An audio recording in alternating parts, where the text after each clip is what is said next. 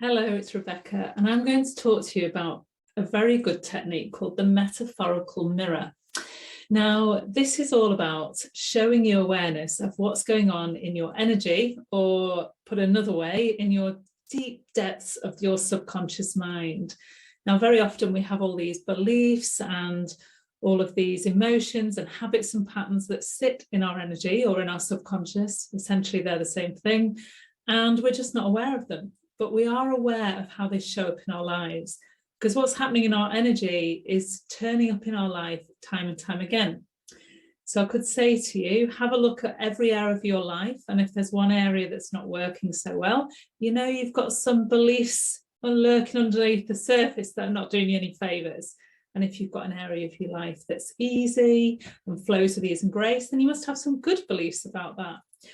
So how do we get clear of what these beliefs are? So there is a technique called, I call it the metaphorical mirror. Now, the first step of the metaphorical mirror is to notice when you're triggered. So if someone does something or says something you don't like and you feel angry, or you get upset, or whatever your reaction is, or you sulk, or whatever you do, then that is a good, clear sign that something in your energy, like something that's happened in the past, has been triggered. So first of all, that's the first step. We all know when we've been triggered, right?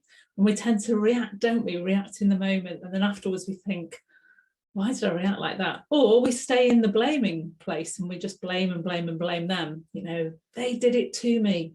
Have you done that? I'm sure you have. So the next step is notice your reaction.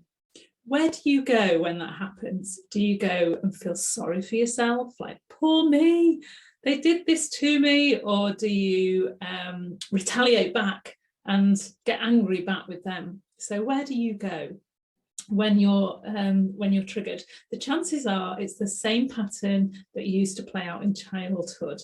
So I know in my pattern, I go to feel sorry for myself. Yes, I used to love to play as a child the victim, and I still do now, but not so much, because it's so disempowering. The key is to step out of that and be the adult, and actually this is what this technique is designed to do. It gives you freedom from playing all those roles that are disempowering, if you like. So the next step is become aware. So you've been triggered, you've got upset or angry. The next thing is, well, what are you saying to yourself? What are those thoughts going on in your head now? You know, are you name calling? Are you saying nobody loves me, or I'm not good enough, or words to that effect? Nobody ever wants to go out with me, or whatever it is. So that's the next thing. Become aware of what you're feeling. So are you crying? Are you sad? Are you angry? And then what are those thoughts associated with it? And try and catch those thoughts, because they're gold dust. They'll tell you what's going on in your energy. Notice what you're saying to others. Do you ring up your friend and say, so do you know what so-and-so did to me? They said this and they said that. Listen to your language. It will tell you what's going on inside. And if you've got really great friends, then ask them to tell you that too. Reflect back on what you just said instead of getting into the game with you. You know, when we call our friends will go, oh, poor you, but it's not helpful. Believe me, it's not helpful. So ask them to call you out on it. So the next thing is you pick up the metaphorical mirror and you look at the reflection of what's going on. What is this teaching me? This trigger, what is it? Where is it? Where did I used to do this as a child? What happened? Or if you're saying, oh, they're so aloof, or they're so unemotional, or they're so this, then I can't think of anything else. They're so selfish. Then ask the question, well, actually, where do I have this in me? Because to see that in somebody else, then you must have it in you. And it might be that you're not selfish. It might be that you had a selfish parent, for example. So you've got that in your energy, which attracts that kind of person to you. Does that make sense? But I want you to be totally honest, because unless you're totally honest with yourself, you'll never free yourself from the patterns. So sometimes it's not nice to admit that we can be selfish or we can be mean. But it's the only way to free ourselves. Now, sometimes this level of awareness is enough to even just clear it, and to clear the pattern or clear the belief or whatever it is. However, if you know tools like EAM, NLP and EFT or any tools like that, you can use those as well to clear anything that comes up for you. And I will do a demo on EAM at some stage in this group. So yes, what's next? So the mirror is a great tool. So I'm going to give you a personal example of my own, because I feel like that would be, rather than just tell you a story, I think it would be more authentic for me to actually give you an example of what happened to me a few weeks ago. So I got triggered when I looked on Facebook and I saw a group of my friends out, and this has happened a few times, right? This is not just something that happens once. So this is something that I'm definitely still healing. So even though I've done loads of work on it, sometimes you get a new layer come up. So I saw on Facebook, my friends were out enjoying themselves and I wasn't invited.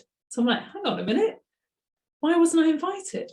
So first reaction, I got really angry, and then I felt really sorry for myself. So there's my trigger, right? Anger, and then I felt sorry for myself. So my reaction was that I then started getting really upset and I cried.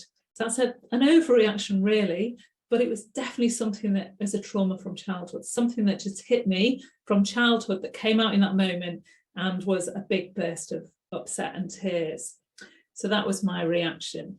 And then I became aware of what was going on. So what was going on was, as a child, I did used to get left out. Yeah, without, this is not a victim thing, but I did, it's a fact.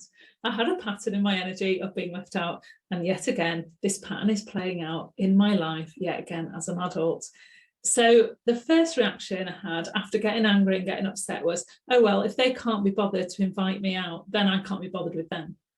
But after, when I reflected on it, I thought, actually, and I picked up the mirror, I thought, actually, when do I bother to invite them to places? When do I actually plan something and bother to invite them? Not very often. I could do that better. I could be better at coming up with things, coming up with events, coming up with places to go and then inviting them. The next thing was, I realised, of course, picking up the mirror, of course, I discovered it was my layer of stuff from childhood, which it was.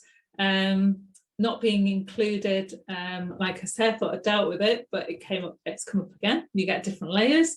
Very soon, it's going to disappear for good. I'm going to get that. I'm going to nail that last layer, I tell you. And then if I'd have name called them or blamed them, then I could have asked the question, where do I have that in me? What context do I do that in? So say I'd said, oh, they're so selfish going out without me. Say I'd said that. I don't think I did, but say I did. Then I could say, well, where do I do things where I don't invite them, where I'm just doing things like in a selfish way? Or where can I be selfish? Maybe it's in a different context. So you see how this works? Hopefully you're getting this and understanding it.